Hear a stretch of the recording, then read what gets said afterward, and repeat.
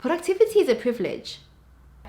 I realized that this year when I had no control over my productivity. Guys, happy new year. Welcome to 2021. Oh my gosh, I'm so glad to see the back of 2020, as I'm sure that most of you guys are as well. I have a new baby here in the background. This is my new plaque for passing 100,000 subscribers. Thank you so much to everyone that subscribed in the past sort of month or two.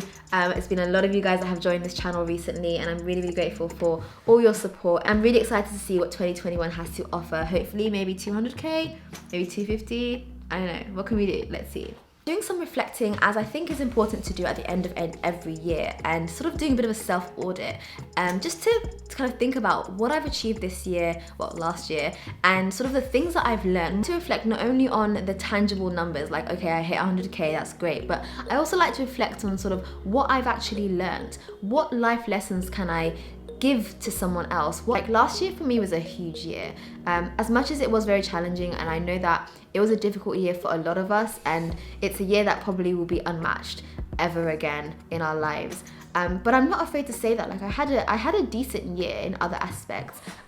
For the first biggest and the most important blessing for me was my son. I had him in April, and like, that's just unmatched. Like, for me to say that I had a bad year would be such an insult to that. Like, I had an amazing year purely because I had him. Like, that's such a huge blessing, and if it wasn't for him, I think last year would have been so difficult and so challenging to go through. But having him as a distraction, waking up and not having to think about anything else but what he needs, was in itself like a huge thing. And then on top of that, like, I hit 100k and I was in the billboard, and I launched my business, and we're doing amazingly, and I just so many things, and I'm so grateful and blessed to be, and privileged to be in that position. These are things that I've advised my younger cousins and siblings, just to kind of give them some life advice, and I thought I would share it with you guys as well, for things that I've learned as a result of last year.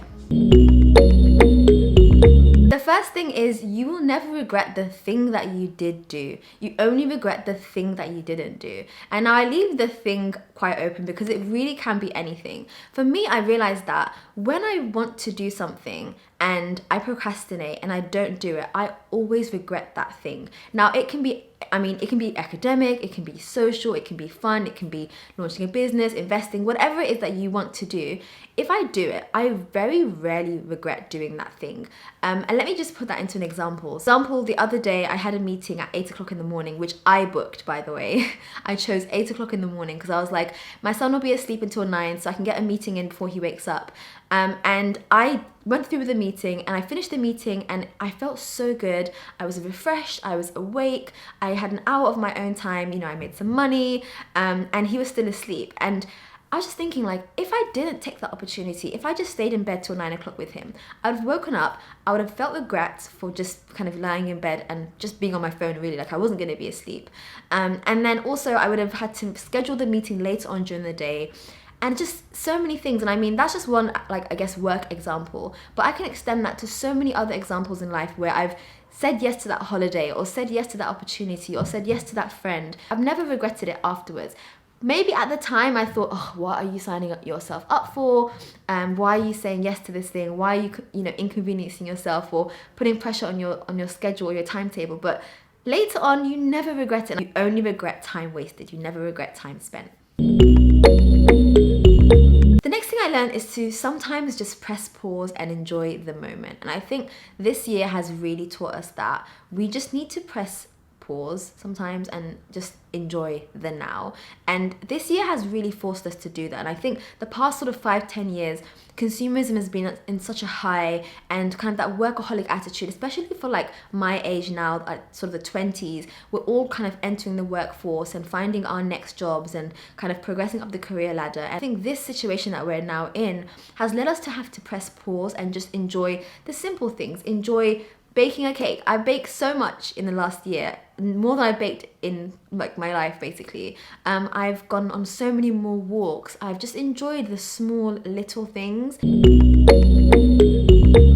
The The next thing I've learned is to plan and anti-plan. And I think this is something to do with like flexibility, and I, as a person, like to micromanage my schedule. I mean, it's hard to do now, but by nature, I love to like manage my schedule and know what I'm doing tomorrow, know what I'm doing like the day after, just to give myself a bit of control over what it is that I want to do and to make sure that I get stuff done. So I've learned this year to plan and anti-plan, to plan a plan for the plan that doesn't go to plan. I know that sounds crazy, but I think it's a bit more loose in the sense that I've learned to be a lot more flexible and to let go of the plan. I think that's probably a lot to do with the fact that obviously I have a child now, and plans there's no plan in their lives. Like, you just have to kind of go with the flow, and you plan with them basically. You don't plan with what you want to do, you go with kind of what they want to do. I've learned to be a bit more flexible, and because of that my planning has changed a little bit. So rather than planning like times and time blocking, because I can't say, right, I'm gonna do this from 12 to 2,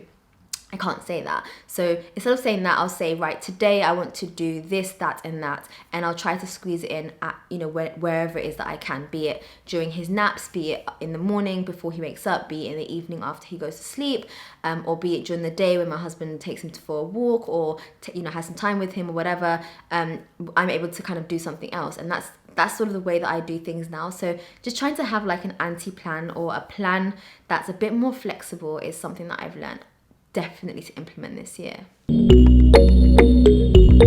next thing that I've learned is self-celebration isn't arrogance, it is marketing. And this is for those that have maybe a business, or maybe have like, an Instagram or YouTube channel like me. I think I'm one of those people, and I think a lot of us are like this as well, where we don't like to self-promote, and it's really bad. Sometimes I don't promote my videos, I just post them and not say anything on Instagram, or not push them on my other social media platforms, when really, I've done the work, I've put in the content, and I should be, promoting myself. I should be screaming out to the world, like, watch my videos, look, this is what I've got to offer. But instead I find myself feeling like, oh, maybe it's being arrogant, or maybe it's sort of showing off, or being too loud, or whatever, when actually it's just a sense of marketing. Other companies have budgets where they put their adverts on billboards, or like on the back of in the trains and buses and whatever, but that's absolutely fine, and that should be my mentality as well, because ultimately what I'm promoting my work, which is essentially content, and so I think this year I'm definitely going to push the marketing side of things a little bit more. And my husband is like he gets annoyed with me so much, because we go out sometimes and we'll bump into someone who's a student, or someone that's doing something similar to what I'm, doing, and I'll just like meet them, and I'll be like, hi, and I'll kind of keep it moving. And then he would actually introduce me to them. He'd be like, oh, she's got a channel, and she's whatever. And then I automatically gain like subscribers, or I gain customers, and he's like, this is what you need to be doing. And I find it really embarrassing, and I find I'm quite shy in that sense, where I don't like to like self-promote, but the times that we've done that, well, the times that he's done that for me, it's always been so fruitful and so productive. So I think I'm definitely going to try my best to promote myself a little bit more this year, and to know that there's no shame in doing that. Consumerism and the kind of fear of missing out dictates a lot of my buying choices. Again, I realized that I love clothes, I love like fashion, and I always feel like I need to get that because that's like the nicest jumper that I'm gonna find ever. And then I realized like a month or two later it's on sale, or there's a better one, or like a nicer one. Like, I'm quite impulsive sometimes, and I justify it by the fact that I don't really buy anything else, so for me it's okay to spend on this thing that I enjoy. But actually, what's the point? And that consumerism really has taken over a lot of our lives, in that we feel like we have to have something because everyone else has this thing. But actually, a lot of those things that we purchased, again, like I said in the previous point, are basically sitting around collecting dust, and I genuinely don't know when I'm gonna wear some of the things that I've purchased, because really, like, when are we gonna leave the house again? When do we need to get dressed up again? Realistically, it could be a while. So I think I've had to like rein myself in a little bit and be a lot less impulsive. And that's one advice that I would give to a younger viewer. Think about what you're buying. There will always be something similar, something better, something cheaper, something of more quality, something that you like more. That thing that you're looking at right now isn't the best thing, and it isn't the only thing that you'll find. Note to self. Okay, this is probably the most controversial, but also I am going to do a video about this because I've realized a lot this year when it comes to productivity. Like, and this is coming from me. Productivity is a privilege. I realized that this year when I had no control over my productivity. And I think you guys that follow me on Instagram think I'm like the most productive person in the world. I really am not. I just show you guys a few snippets here and there, and the highlight reel. I show you guys my good days, which, I have good days, but I also have really bad days as well. But I realized that it's a privilege because you really have to have a lot of things lined up for you in the right places and have a lot of,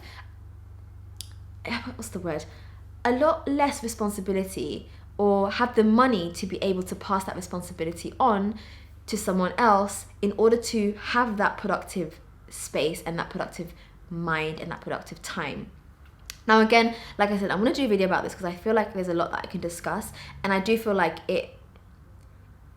there's a certain aspect of gatekeeping when it comes to productivity as well. I'm not like, this is quite deep. I'm gonna get deep. But I realized that actually, okay, let's think about this, right? Before I had my son, I could be as productive as possible because I had all day, let's just say a weekend, let's forget work. I had all day, Saturday and Sunday, I could be as productive as I wanted to be, and there was no one that relied on me. I had no financial burdens. I was financially secure. I could pay what I wanted to pay for whoever. I had a cleaner who came and cleaned once every 2 weeks or so.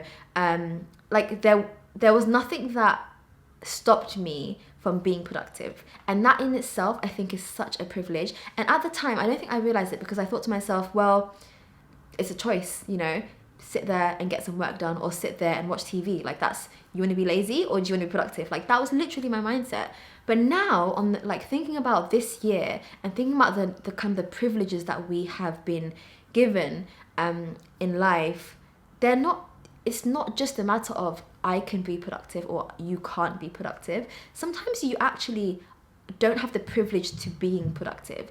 You might be a carer and have to look after a parent, a child, a sibling, whatever. You might have to go to work and make some money, and so you only have a little bit of time on the side during which you're tired and you can't be productive. You might have other things going on, and so sometimes it's just a mental barrier more than anything else. And the fact that I had that freedom and did not have any thoughts that were stopping me from being productive within itself is a privilege. And like I said, I don't think at the time I realized it because, thank God I've had a very privileged life, and I don't think I've never had to struggle. And I think that was something that I've realized this year. I didn't have to struggle this year as well, but in the sense that I think I was opened up to the struggles that people do have, and having a child now showed me one of those struggles and showed me that actually it's easy for someone to be like, oh yeah, be productive, but actually when you have a whole human who needs you for their whole existence, it's a lot harder to be productive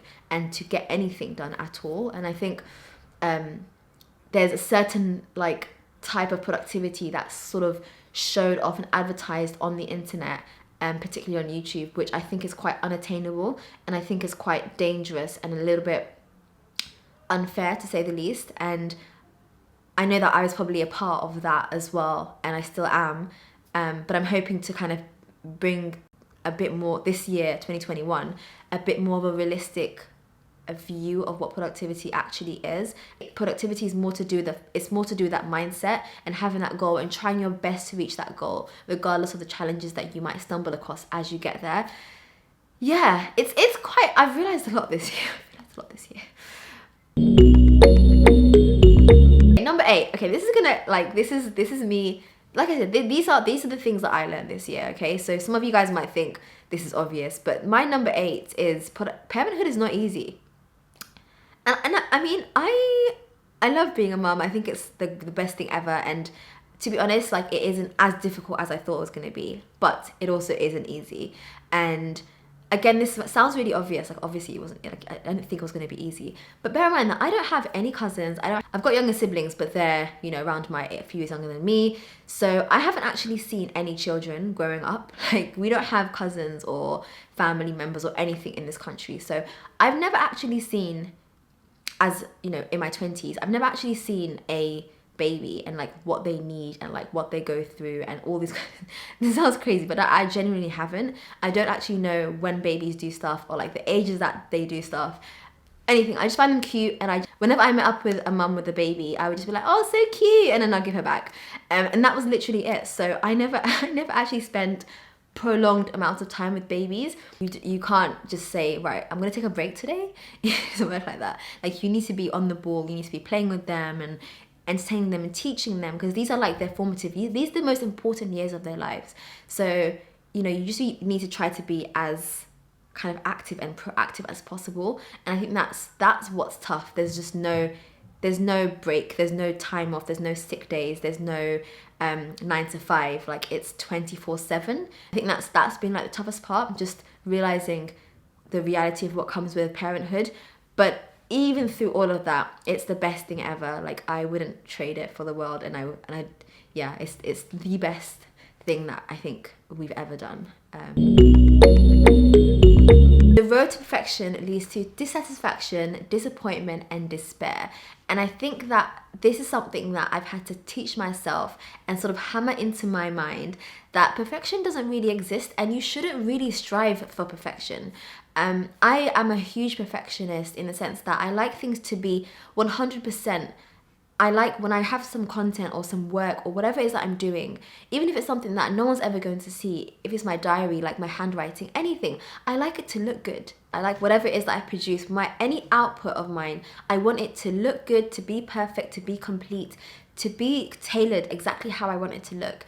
And I think that's a problem with me when it comes to like ideas that I have. I have so many ideas, but then when it comes to the actual output of it, I can never complete it, because I'm like, okay, it has to look, what color is perfect, what font is perfect, what this, that, and I never actually complete things. And then I'll either not complete it, or I just will get so overwhelmed by the task that I won't even begin. I think the way that I learned that this year was through my Skillshare course, my academic writing course that I released this year. I'll leave the link for 2 free weeks down below.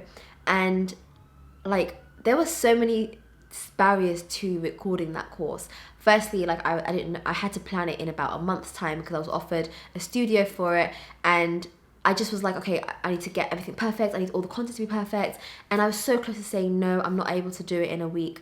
But I thought, you know what, just take the opportunity, it's your first course, you're going to make mistakes, you're gonna have issues, just get it out there, get it done and see what happens. And a lot of like mental challenges, but in the end I decided, you know what, it's better that you actually get the course out there than try to get a perfect course, which doesn't even exist, and spending so much longer and then never getting anything out there.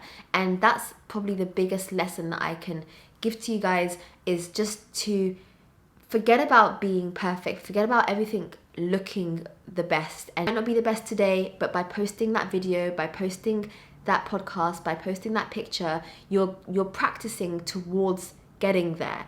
My next course, hopefully, that I want to record this month will be better than my last one. Maybe not in content, but maybe in style, maybe in the way it sounds, maybe in audio, whatever it is, it will be better than this time. And I think that's the most important thing that I've learned from this year. You cannot learn to be better if you're not actually creating anything. So create it, let it be rubbish, let it look bad, then the next one will be slightly better, the next one will be slightly better, and then by the 10th one, you'll be closer towards that perfection that you were striving for during the first one. I want to admire my work a bit more than I think I have done in the past. I hope you guys found that useful, and maybe took away something from that. And these are the things that I've learned this year. Some of them might be obvious to you, but these are all things that I've learned and taken away from the experience that I've had this year, last year now. Let me know one thing that you guys learned this year or last year even, and I look forward to reading them in the comments. And again, like I said, thank you so much for all the support, for helping me get to this place for 100k, and I'm hoping to grow even more this year, and I'm really excited for what's to come in the next 365 days, hopefully praying for better days. And I'll see you guys in my next video. Okay, bye.